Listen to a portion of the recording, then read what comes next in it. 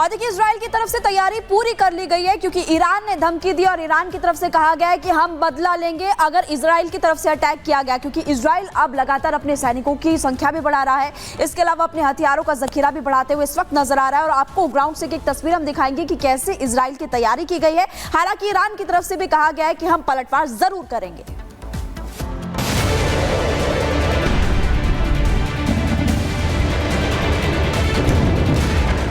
Iran और Israel के बीच चल रहा युद्ध अब और भड़कने जा रहा है।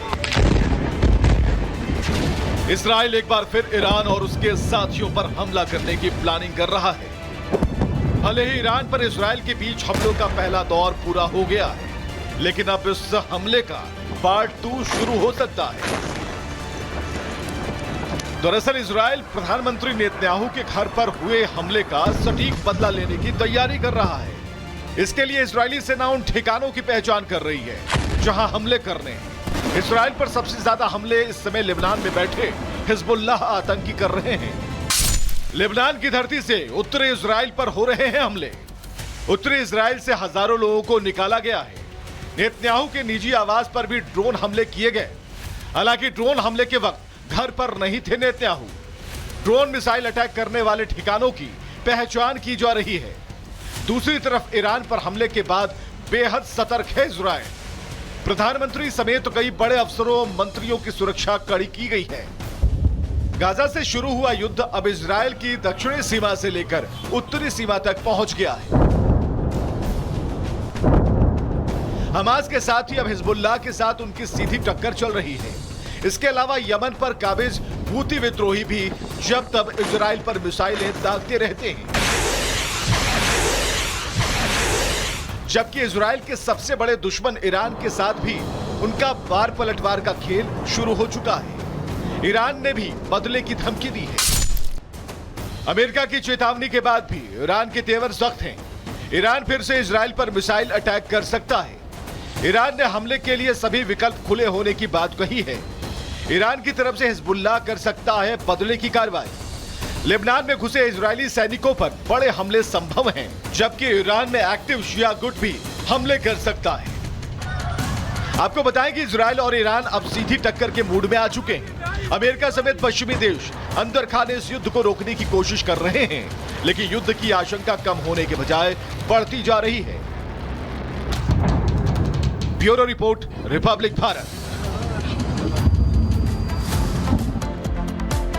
तो जंग अभी रुकी नहीं है, थमी नहीं है, बल्कि एक कदम और आगे बढ़ चुकी है। अब आपको बताएं कि ईरान पर फिर से हमला होगा। ये सवाल इसलिए क्योंकि नए हमले की प्लानिंग इजराइल के द्वारा की जा रही है और यही वजह है कि इजराइल चाहता है कि अब अपने सैनिकों की संख्या में इजाफा किया जाए। पहले हमले के बाद दूसरा हमला भी संभव है। कुछ दिन पहले एक बड़ा हमला इजराइल की तरफ से ईरान पर किया गया था। वैसे में माना जा रहा है कि दूसरा हमला भी कभी भी हो सकता है। इजरायली सेना को युद्ध की तैयारी की मंजूरी दे दी गई है और इसी के साथ सैनिकों की संख्या बढ़ाने की मंजूरी दे दी गई है। ईरान के बचे हुए हथियार डिपो पर निशाना साधना ये सबसे बड़ा लक्ष्य इजराइल का है और इसी के साथ ईरानी मिसाइलों को खत्म करने की प्लानिंग भी इजराइल के द्वारा की जा रही है। ऊर्जा ठिकानों पर भी निशाना बनाएगी। आइडिया ये पहले से था। जब से दोनों आमने सामने आए थे तब से यह स्पष्ट था कि आने वाले दिनों में परमाणु संयंत्र से लेकर के बिजली संयंत्र तक सब कुछ इजराइल के द्वारा तबाह कर दिया जाएगा। उसकी बात अब देखने को मिल रही है। ऊर्जा ठिकानों पर भी निशाना बनाएगी आईडीएफ। जैसा कि हम बता रहे थे कि आने वाले दिनों में ये सब हो सकता है। अब अनामिका का रुख करते हैं अगली जानकारी के लिए। ईस्ट में जंग का दायरा अब और बढ़ने वाला है, क्योंकि एक अगर बात करें इजराइल की तो जल्द ही अपने सैनिकों की संख्या को बढ़ाने वाली है। वैसे भी ईरान के साथ जंग का नया मोर्चा खुलने के बाद दोनों ही देशों को सेना की जरूरत है, हथियारों की जरूरत है। यानी मिडिल ईस्ट में धमाके अभी थमने वाले नहीं है और बड़े धमाके होने वाले हैं और कई देश युद्ध के मुहाने पर खड़े हैं। रिपोर्ट दिखाते हैं आपको।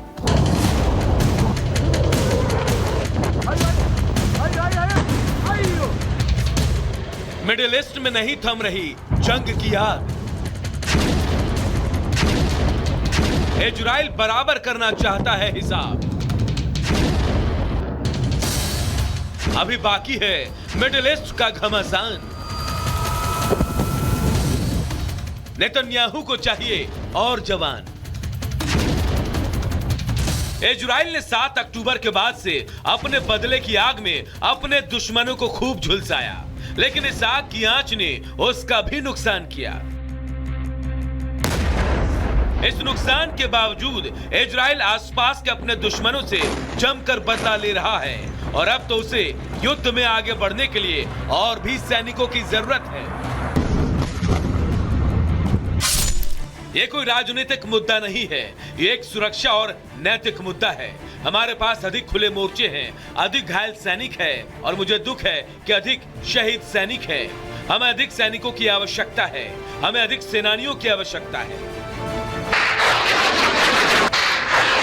यानी इजराइल का इरादा ठीक नहीं है कि वो अभी युद्ध को किसी भी हाल में रोके। तभी तो वो हिजबुल्लाह हो या हमास या फिर ईरान का कोई सैन्य ठिकाना, इजराइल हर उस ठिकाने को तबाह कर देना चाहता है जहां उसके खात्मे की साजिश रची जाती हो।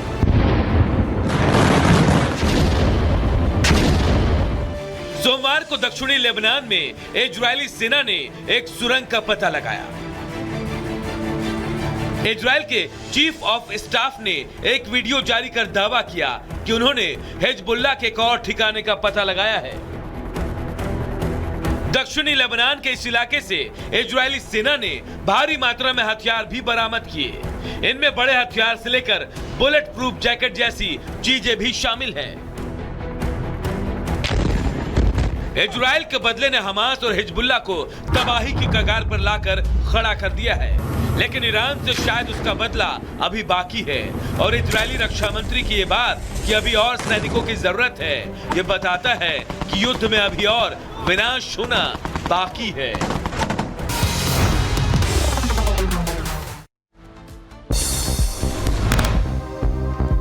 सलमान को धमकी मामले में पुलिस को मिली बड़ी सफलता। मुंबई पुलिस ने नोएडा से 20 साल के युवक गुरफान खान को हिरासत में लिया।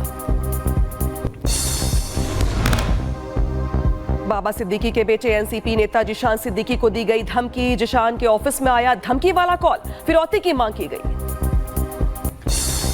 जिशान के साथ ही सलमान खान को भी धमकी दी गई। पुलिस ने शिकायत दर्ज की, इसके बाद अब गिरफ्तार किया गया आरोपी को। जम्मू कश्मीर के अखनूर में सुरक्षा बलों को मिली बड़ी सफलता। तीनों आतंकी हुए ढेर, इलाके में बढ़ाई गई सिक्योरिटी। आतंक के खिलाफ सेना का बड़ा ऑपरेशन। अखनूर में ऑपरेशन के लिए उतरे टैंक, एनएसजी ने संभाला मोर्चा। हेलीकॉप्टर से भी आतंकियों पर रखी गई थी नजर। पीएम मोदी रोजगार मेले में वर्चुअली हुए शामिल। वीडियो कॉन्फ्रेंसिंग के जरिए 51,000 से ज्यादा अभ्यर्थियों को दिए नियुक्ति पत्र। प्रधानमंत्री मोदी ने इस बार की दिवाली को बताया खास, कहा अयोध्या में प्रभु राम के विराजमान होने के बाद पहली दिवाली, 500 वर्षों का इंतजार हुआ खत्म।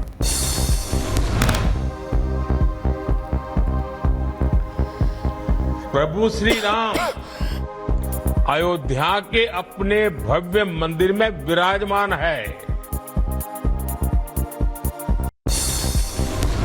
उधर झारखंड चुनाव को लेकर असम के मुख्यमंत्री हिमंता का बड़ा बयान, कहा संथाल परगना मिनी बांग्लादेश बन रहा है। सरकार बनने पर घुसपैठिए के बच्चों को आदिवासी का नहीं दिया जाएगा दर्जा। केरल के कसरगोड में आतिशबाजी के दौरान हुआ बड़ा हादसा। पटाखों में एक साथ हुआ विस्फोट, 150 से ज्यादा लोग घायल। पटाखा विस्फोट में घायल हुए लोगों को हॉस्पिटल में करवाया गया भर्ती। 150 में से 8 लोगों की हालत गंभीर बनी हुई है। बिहार के पटना में बड़ा हादसा हुआ। टनल हादसे में 2 की मौत हो गई है, 8 घायल। नवी मुंबई की एक सोसाइटी में 2 गुटों में बहस हो गई। मुस्लिम लोगों पर त्योहार पर लाइट्स लगाने का विरोध करने का आरोप। पुलिस पूरे मामले को सुलझाने में कर रही है कोशिश। दिल्ली की हवा लगातार हो रही है खराब। कई जगहों पर AQI 300 पार पहुंचा। जल्द लागू हो सकता है ग्रैब 3। उधर मुंबई की हवा में भी घुल रहा है जहर। शहर के कुछ हिस्सों में दिखी स्मॉग की परत, अभी और बिगड़ सकते हैं हालात। प्रदूषण के घने कोहरे में लिपटा ताजमहल। ताजमहल के आसपास छाई धुंध, पर्यटक प्रदूषण की कर रहे शिकायत। झारखंड शराब घोटाले में ईडी की छापेमारी। सीएम के प्रिंसिपल सेक्रेटरी के ठिकानों पर भी छापा। झारखंड में 15 ठिकानों पर ईडी की रेड। तमिलनाडु के ट्रैफिक पुलिस की दिखी दबंगई। कर्नाटक के रहने वाले ट्रक ड्राइवर के साथ की मारपीट, ड्राइवर पर थप्पड़ों की बौछार की। उधर यूपी के बागपत में गैंगवॉर हुआ। इनामी बदमाश ज्ञानेंद्र और शराब माफिया प्रवीण बब्बू गैंग के बीच गोलीबारी हुई। माफिया प्रवीण बब्बू की मौत हो गई। दोनों तरफ से 6 से ज्यादा लोग घायल हुए। स्पेन के मैलार्का में बाढ़ ने मचाई तबाही। तेज पानी